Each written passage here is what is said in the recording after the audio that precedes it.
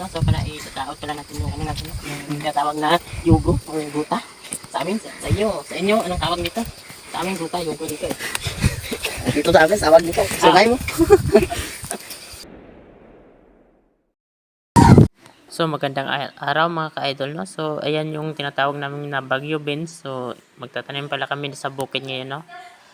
So ready na yung kapatid ko dyan, no? Masakay na siya sa kalabaw and then naghihintay na siya sa amin, no? Na magkakapatid, no? So, sabi ko sa kanya, smile naman dyan. Smile naman siya, no?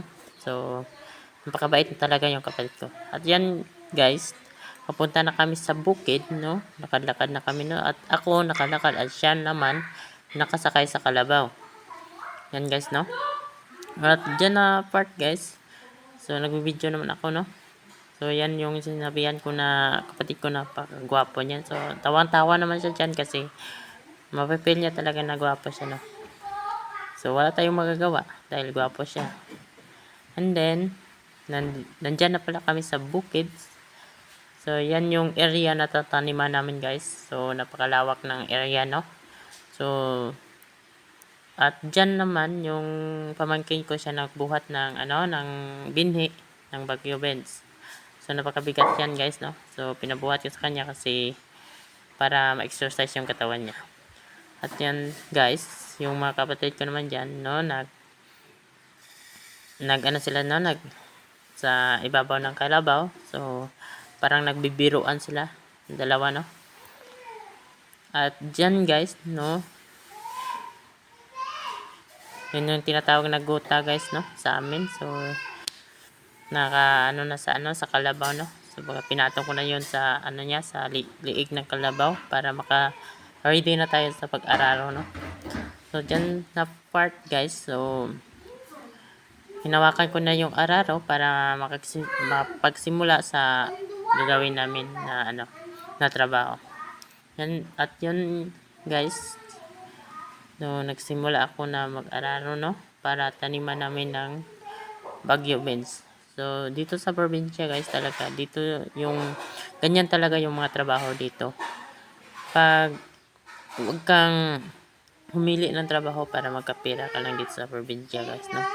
So talagang napakasulit yung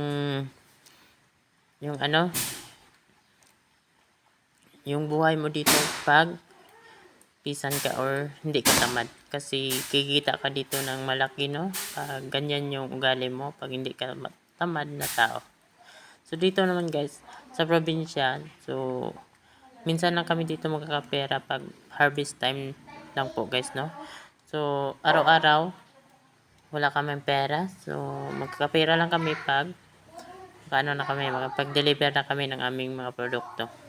So masaya naman dito guys, kasi dito kasi sa probinsya guys, kahit wala kaming ulam, yung mga isda, karne, so marami naman ditong mga gulay guys na makuha para iulam namin sa aming kanin. Diyan guys, no. So yung nakita yung mangga diyan guys, no, mas matanda pa yon sa akin, no. So hindi pa ako pinanganak, nandiyan na yung mangga na yan. Yung kabila pala yung mangga, yung tinatawag nilang asawa ng mangga na yan. So dito yan sa amin na side. So, dito yan sa amin yung part na area. So pinutol na ng ang papa ko kasi tilong sa So tilong sa tanim. At yun yung mga pagtatanim pala ng kitaki guys, no, ng Bagyo beans, no. Yan yung tamang step, no, para magtanim ng Bagyo beans. Yan guys, susundin nyo lang yun guys. So dito pala na part guys, no, malapit na pala kaming matapos, no. Sorry, no, kinakat namin yung video kasi kung i-videohin namin lahat, so napakataas ng yung video. Yan yun lang yun guys, no. And then yan yung yung tinaniman namin na guys, na area, no. So napakalawak talaga guys, no. Swak na swak talaga yun sa guys, sa isang pamilya, no. So pag maka-harvest na kami dyan, no, magkakapera na talaga kami guys ng sobra-sobra na hindi namin inaasam.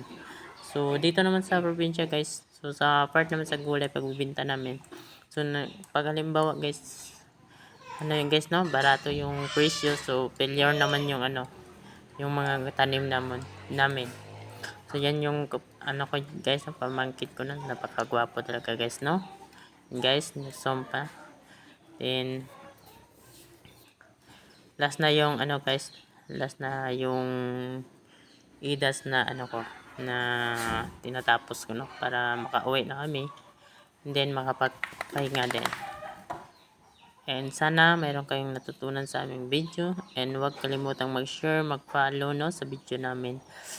Then maraming salamat po, and God bless po sa inyong lahat. Thank you.